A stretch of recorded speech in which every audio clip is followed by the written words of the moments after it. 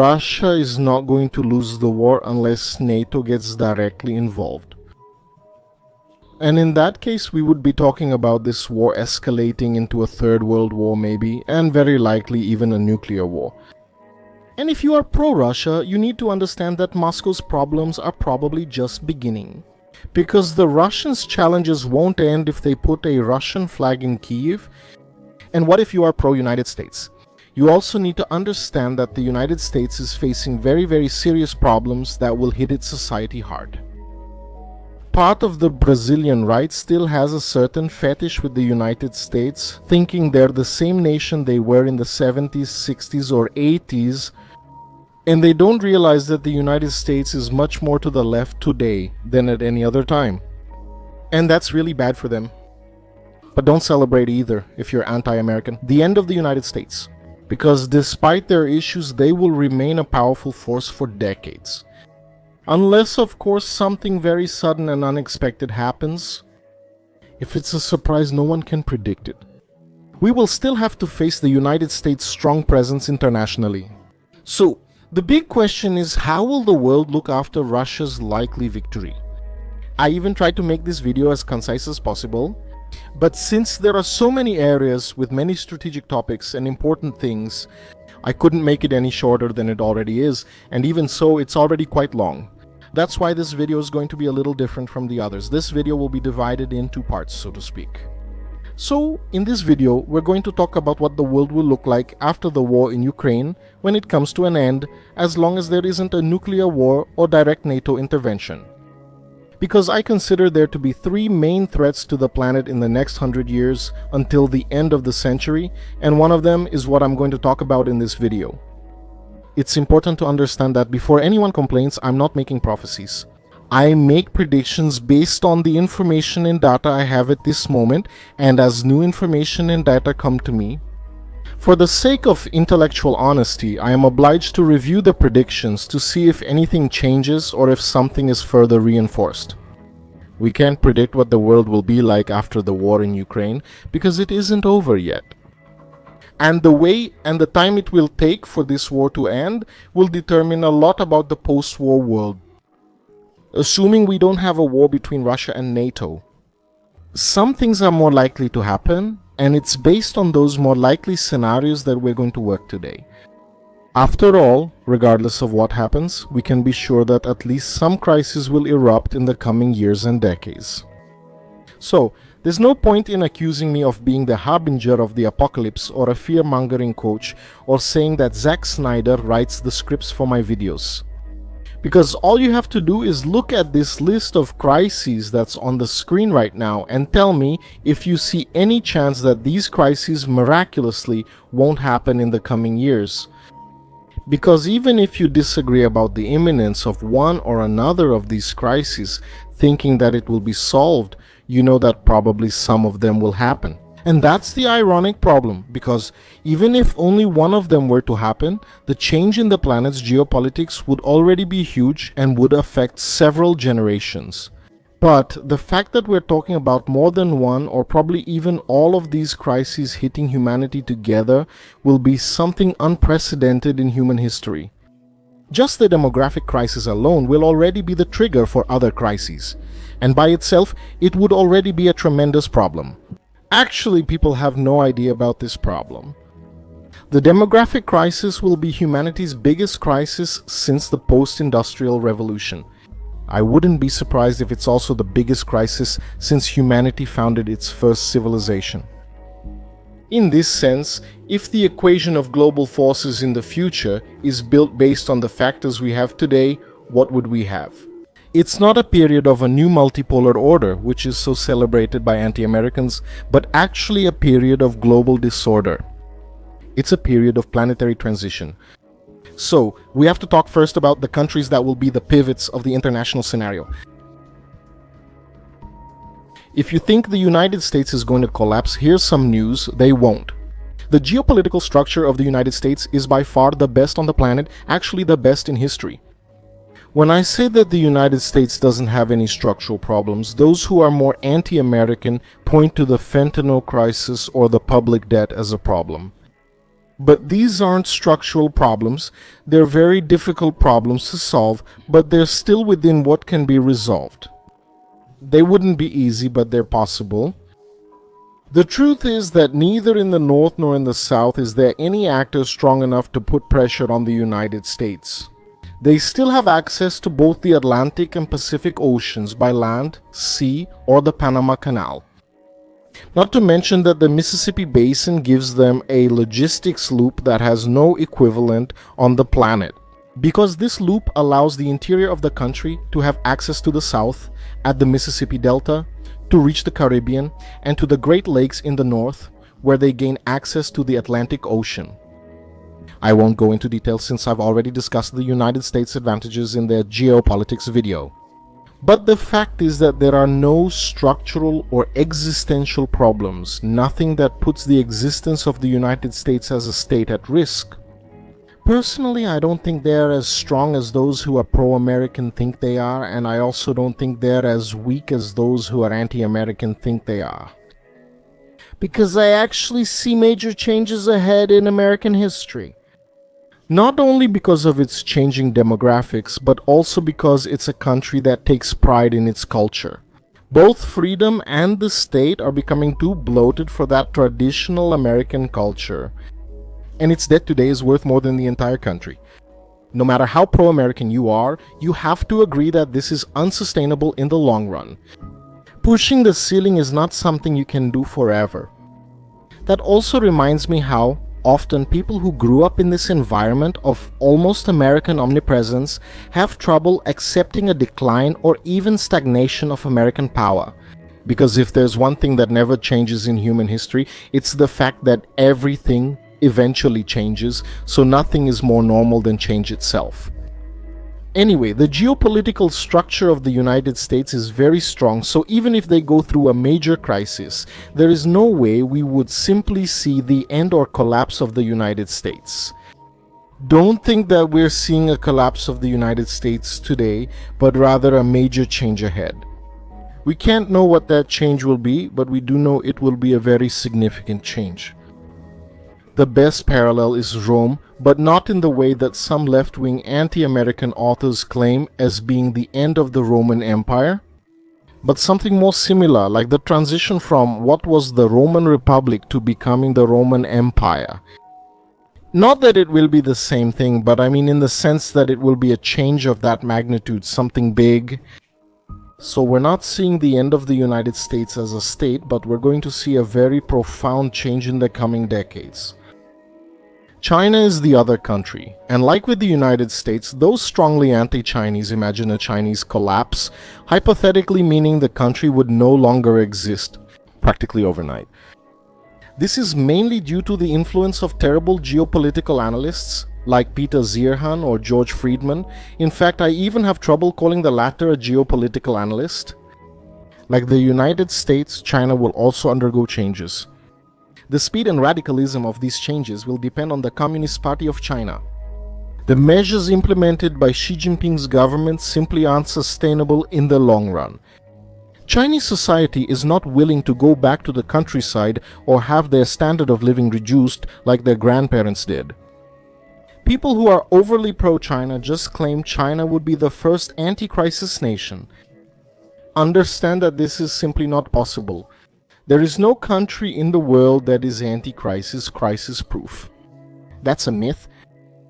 The crises I mentioned will put a huge burden on China, but just like the United States, they have good geopolitics in the sense of good territory, functional infrastructure, and a civilizational structure that occupies that same territory. Few cultures are as strong as Chinese culture. Many years ago when I lived in Hong Kong, I remember an author who said something that stuck with me and ended up being somewhat prophetic. Unfortunately, I don't remember his name.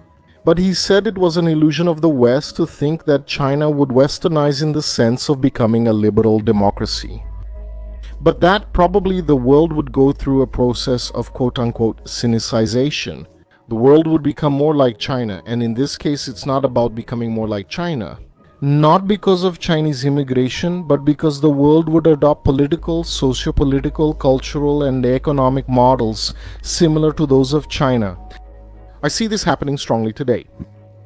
Partly, mainly because of Russia's victory in Ukraine. Although there are still people who believe out of absolute and profound ignorance that China is socialist, the truth is very different. What has historically been closest to China after the Ximing period is probably the fascist model of Nazi Germany, but without the racial factor and not as radical.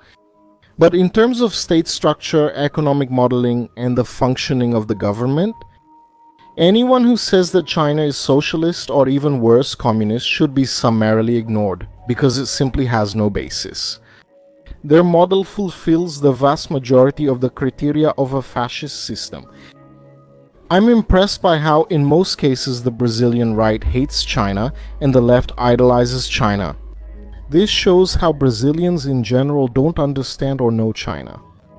Because defending the causes that the Brazilian left defends in Brazil, over there in China they'd probably take you to prison. Whereas most of the causes of the Brazilian right, especially the Bolsonaro supporters, are already adopted in China. This shows that in Brazil neither the left nor right understands geopolitical reality, because the right still hesitates to see that the left's identity politics actually come from the United States, which they idolize. Anyway, even with these future crises, the Chinese system will have to change its organization. But that's normal for the Chinese, to change things in order to keep everything the same. I don't know if it will be a top-down change with the Communist Party itself realizing it will have to change, or if it will be a revolution or a popular demand. The chances of a revolution in China are very low, but it would probably be some kind of silent coup within the Communist Party itself. But China will continue to be one of the geopolitical poles in the future, alongside the United States. The difference is that, compared for example to the Cold War when we had two major world blocs, we won't have these two major players, China and the United States, with a lot of ability to exert global influence, but most likely establishing a priority of partners abroad and closing off much of their capacity within themselves. That brings us to the third country, Russia. The anti-NATO and pro-Brazil, Russia, India, China, South Africa people insist that the Brazil, Russia, India, China, South Africa are some kind of alternative to NATO. But they're not. There are no discussions about political ideological alignment. There are no discussions about anything involving mutual military defense. There's only some very superficial discussion. In the economic sphere, the Brazil, Russia, India, China, South Africa are a forum for economic discussions. Nothing more than that. There is nothing that puts these countries in the same geopolitical direction, because some of them are geopolitical competitors with each other. When we discuss geopolitics, we refer to issues beyond the economy, mainly in military and political areas. Brazil, Russia, India, China, South Africa can be considered an alternative to the G7. China has been Russia's partner in the confrontation against the West for some time now, but that doesn't make the two countries friends. And that's what I want you to understand. Yes, they're partners of convenience because they have a common enemy, which is the presence of the United States in Eurasia. In the long run, the two countries will go back to their normal, and their normal has always been their mutual estrangement. Whether it was the Russian Empire with the Chinese Empire or the Soviet Union with Maoist China, both countries compete for influence over Central Asia, which, for those who aren't paying attention, might seem like an empty area without much value. But for Russian geopolitical doctrine, this is one of its greatest vulnerabilities. The only forces to successfully strike at the Muscovite core did not come from Europe, but from the Asian interior. Here, the so-called General Winter, who once protected Russia, now turns against the Russians. Moscow has always seen Central Asia as something vital for the defense of its interior. On the other hand, China sees Xinjiang as a buffer area against threats coming from the West by land, more specifically today, Islam. For this, it has, through the Silk Road, boosted investments in the countries around here. Distrust is even worse in the Russian East and Northern China because of this. In the past, the Russians directly pressured the Chinese near their capital, Beijing, even taking territories that were historically Chinese. But today, the Russian concern is due to the demographic crisis, because in the Russian interior, Chinese immigration has been increasing more and more. In some Russian cities, there are so many signs in Chinese that it feels more like you're in China than in Russia. And considering the decline in the Russian population, their eastern territory, which was already empty, will become even emptier. China will also go through this demographic crisis, by the way, and in a very serious way. But given the size of the population, if only a small percentage of the Chinese population emigrates to the Russian interior, that's already enough to disrupt the entire demographic makeup of the Russian state. And Chinese immigration, combined with a potential for high birth rates among Russian Chinese in the region, could disrupt Moscow's planning in the long run. The two countries, inevitably after the withdrawal of the United States, will gradually start to clash more and more. It's no coincidence Russia has prioritized relations with India since the Cold War, especially today. And the Indians, knowing about this Russian vulnerability and afraid of becoming even more restricted and surrounded by Chinese influence, are betting heavily on their relations with Russia. Because they know that Moscow will need New Delhi in order not to become a hostage in Chinese hands, and New Delhi will need Russia's presence in Central Asia to avoid total isolation. In the West, the first thing the Russians will try to do at the end of the war, assuming it ends without a nuclear conflict, will be to normalize their relations with the Europeans. Also, how can they counterbalance their dependence on China? And I wouldn't be surprised if even the Russians, a few years after the end of the war, maybe even less than 10, end up normalizing their relations with the United States. As United States tensions with China rise in the Pacific, they may use Russia to pressure China from another front. Whether the Russians will accept it or not, and how they will deal with this context, are different things in the Russian perspective. By invading Ukraine, they were preventing that 10 years from now, when they're at the center of this demographic crisis, they would have to deal with a Ukraine occupied by NATO, directly over their geopolitical core, right at their most vulnerable point. That's why they decided to secure the area now and, by doing so, draw NATO into a war of attrition. This also serves to weaken and discourage NATO from attempting new offensives in the future, especially after Ukraine, which hypothetically would be Georgia. But of course, this put more pressure on their demographics, with young men dying in the war and having to adapt industrially. With massive injections of government money, which in the future could lead to an overheating of the economy, although I believe it's more likely that they will either adapt this military industry created for the war to produce civilian export goods or expand their share in the global arms market. But in general, you could say that they basically amputated a few fingers to try to save the hand. They took that risk, and only in the long run will we be able to know if it was the right decision, which made life harder for the Russian state, but avoided its collapse or possibly even accelerated its fragmentation. As new pressures come in the future, because what won't be lacking are these areas of pressure on Russia. They will have enormous problems keeping the interior part of their country functional, or at least safe from Islamic infiltration that will come from Central Asia. As I mentioned, preventing a Chinese betrayal will also be a challenge they face in their most remote areas. And they will still have to deal with radical Islam eventually again, in the Caucasus. They pacified the region by giving the Kadyrov clan allowances since the 2000s. But if that wavers, the Kadyrov will fall or turn against Moscow. They sold their ally, Armenia, to try to appease Turkey, but that could have a very high cost in the future. And in any case, it's highly likely that Europe will also normalize its relations with Russia, as I mentioned just now. Much sooner than those who picked a side in this war and keep rooting for it would like to see. Another thing the Russians will try to do to minimize the damage will be to present themselves as a reborn power that was able to challenge the Western economic model and weaponry, trying to embrace a leadership position among those, let's say in quotes, who feel excluded from the global system monopolized by China and the United States, which includes Africa, almost all of Latin America, and countries in South and Southeast Asia. This is important because this will be another point of competition between Moscow and Beijing. The Chinese compete directly with the United States through the Belt and Road Initiative and Brazil, Russia, India, China, South Africa. But With Russia leading these countries, eventually resistance blocs will emerge both against Washington and Beijing.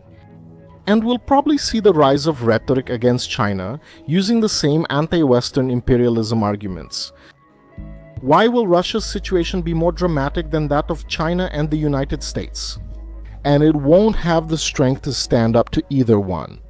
Moscow aims to build a coalition of dissatisfied countries caught between Chinese and American pressures.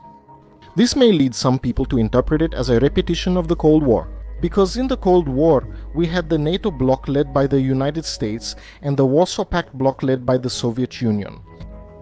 And in the middle of that, we had the non-aligned movement, but the non-aligned movement during the Cold War was not truly non-aligned. They had their position leaning more toward the Soviet Union or the United States, depending on the circumstances. But in this new world, it will be different, because neither the United States nor China will be able to impose their presence globally like it was during the Cold War, the United States and the Soviet Union.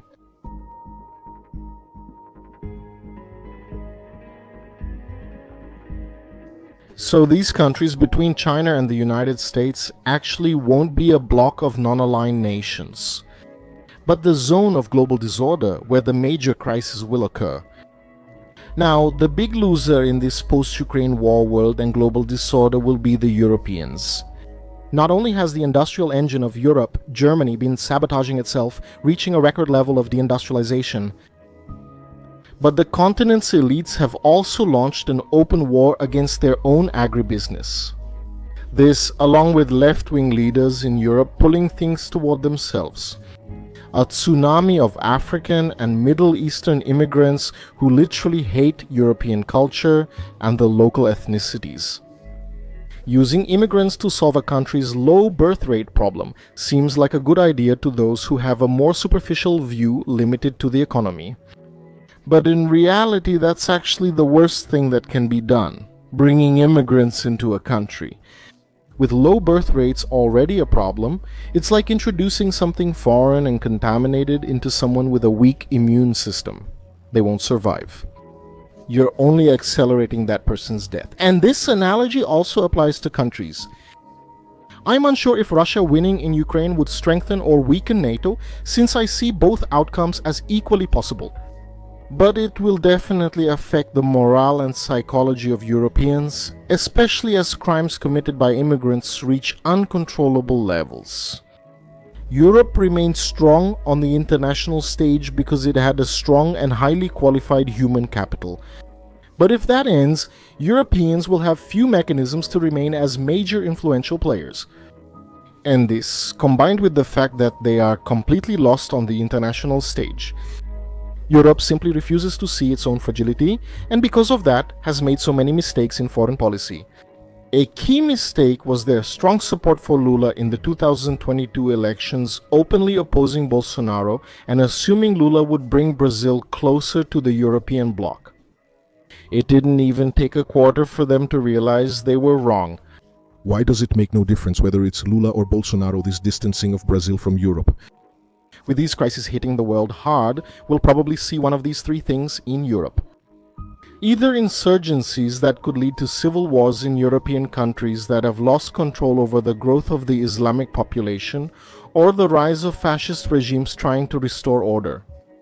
Or even a kind of almost Mexicanization, with crime getting out of control in the capitals, with entire neighborhoods becoming zones where the European police won't be able to enter.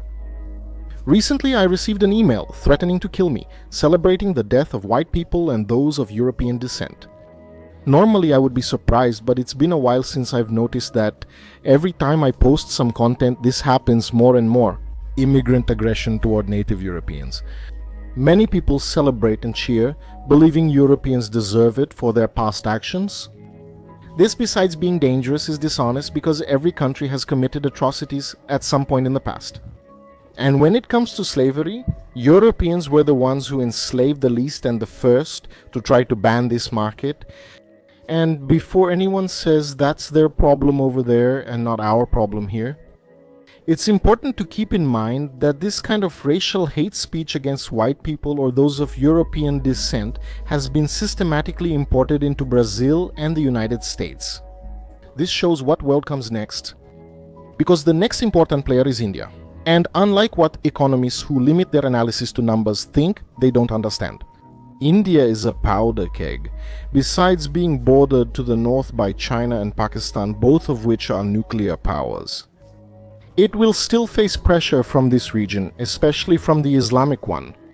Indians, unlike Europeans, are already alarmed by Islamic growth and have been making increasingly strong decisions to try to contain it. The problem is that the number of Islamic refugees coming from Pakistan has been increasing very rapidly, as Pakistan itself is getting closer to a breaking point. And add to that the fact that many Indians have been converting to Islam, especially the Dalit caste, the so-called caste of the impure in Indian society. The problem is that this will lead to enormous tensions. So either the Indians, Hindus, Buddhists, Brahmanists, and Sikhs will have to take radical measures to get rid of Islam, or Indian Muslims will demand the end of a series of aspects of Indian society, potentially leading to civil wars and maybe even separatist movements. So, realize that we have two circumstances that will dictate the world in the coming decades after the end of the Ukraine war. The first is huge transformations in China and the United States, and we have no way of knowing what they will be. But they will come because their government structures are heading towards some kind of rupture. And don't fool yourself. Changes are coming, it's inevitable, but we don't know how. And the second, most of the threats for the rest of the century will be related to Islamic expansion. The Eurasian continent will heat up. Interestingly, after the risk of a third nuclear war, if it doesn't happen because of Ukraine or a Chinese invasion of Taiwan, the next war or wars will be religious. Europe will form an arc of religious and ethnic violence affecting Western, Southern, and Southeastern Europe. That is going from England, France, the Netherlands, Spain, Portugal, Germany, Italy, Greece, and some of the Balkan countries. They will have massive, enormous problems in containing issues with Africans and Middle Eastern Muslims. The European utopia of superior civilization and perpetual peace from the welfare state is over. It was built on the guarantee of protection from the United States. While the Europeans, proud of their cultural superiority, thought that would be enough to pacify their enemies, they were wrong and they will pay for it. Eastern and Central Europe will have to deal with the increasing pressure of receiving these refugees. So what will happen to Europe? Most likely there are only two possible outcomes. The rise of fascist regimes promising to restore European pride and expel Islamic and African immigrants, or dragging itself into a kind of Latin Americanization with slums, urban violence, and social degradation. What will come from this Islamization? The Islamic threat will be so serious that I don't doubt it. Until we see the Balkan countries and some Eastern European countries, which today are viscerally anti-Russian, eventually having to cooperate with the Russians to contain this Islam. North Africa and the Middle East, excluding Turkey and Iran, will face Islamic extremism, though Turkey and Iran will also face demographic issues. You're probably already finding it strange that I'm saying Iran will have problems with extremism. But understand that within that specific Middle Eastern context, Iran is one of the more moderate actors. From that point on, Israel will face major problems and become more isolated globally. The United States, focusing on the Pacific and Europe, having to deal with Islam and fascism, will have neither the energy nor the interest in Israel. It's already happening. Europeans, longtime Israeli allies, no longer give a blank check. Israel will have to work tremendously on its public relations until 2030, because otherwise it runs the risk of becoming the next North Korea, isolated and only having strength because of its nuclear weapons. The remaining countries will boil over because of deglobalization. Will it be difficult for the regimes to survive, or will they have to join forces with extremist groups? North Africa as well, and from Central Africa to the south, more religious wars with Islamic groups overthrowing regimes and fighting against Christian groups. It's already happening today, and it's going to increase even more. South Asia, which I already mentioned, like India, will have huge problems, but the whole region will also face issues in the fight against Islam. Southeast Asia and Australia will be some of the calmest places as long as Indonesia and Malaysia don't fall into the hands of Islamic radicals. And about what might happen in China, because the effects in China will spill over here. Today, Malaysia and Indonesia are countries with a Muslim majority, but it's an Islam that's practically non-existent. It only applies on paper. With both countries resisting and upholding the status quo, the region will stay calm. China will contain Islamic fervor beginning in Tibet and Xinjiang. Although, remember what I just said a moment ago, they will go through changes. And for me, loving being Buddhist and currently keeping the Islamic rise in the region well under control. But if Indonesia and Malaysia fall, which I think is unlikely, Myanmar will be extremely pressured along with Thailand, and they probably won't be able to withstand it. It will be up to Vietnam, a country with enormous potential, to support the Indochina region militarily, politically, and economically in order to resist. The Philippines will also depend on this context, although they will continue to become increasingly important to the United States, which may do everything possible to keep the country on their side. They'll be one of their key defenses in the Pacific. The greatest threat for the rest of the century after Ukraine will be Islamic expansion fueled by immigrants. However, there's a caveat, so calling it a lost war isn't fair. Because despite this feeling that the Islamic population is increasing around the world, the truth is that this only happens because of mass immigration. Because in the native countries of these immigrants, many of them are also entering the era of demographic crisis. And those who aren't will enter it soon after. And the populations of immigrants already in the second generation, when they arrive in developed countries, also experience a decline in birth rates. So this will be a wave that can be resisted. I'm still ignoring two factors that will also determine the rest of the century, but I want to leave those for different videos, which will be just the other two of these three elements that will really shake up the international scene, which are artificial intelligence and genetic engineering. Brazil and Latin America will be far from the epicenter of this Islamic crisis, so they won't be affected so soon or at the same speed. However, with these combined crises, profound changes will come. Like China and the United States, they will undergo transformative changes. We should expect the same here, though there are also aggravating and relieving factors. As aggravating factors, we have the fact that Brazil will grow old before it gets rich and hasn't built enough infrastructure during the good times from 1960 to 2010, except for a brief interruption in the late 80s and early 90s. A poorly educated population will make it difficult for any basic project to expand industrial power. Even if we had a serious industrialization project and we don't, our energy matrix is almost at its limit. So more industries would overload our energy generation. We would see even more blackouts. Brazil's pandemic and Ukraine war situation wasn't worse thanks to Brazilian agribusiness, but he will feel these changes that are coming. Besides the fact that our infrastructure will get worse due to lack of maintenance, which will make exports more difficult. On top of that, in the context of global disorder, with no one to ensure world naval trade, we've already seen a brief example of what's coming recently with a ship carrying Brazilian corn to Iran being intercepted by the Houthis in the Red Sea. So this will lead us to two things. The increase in transit time for Brazilian exports, because they will have to avoid dangerous routes or travel in convoys, and the increase in freight costs, mainly because of insurance. This, combined with the drop in Chinese consumption, will lead to enormous problems for agribusiness, and there simply is no substitute for the Chinese market.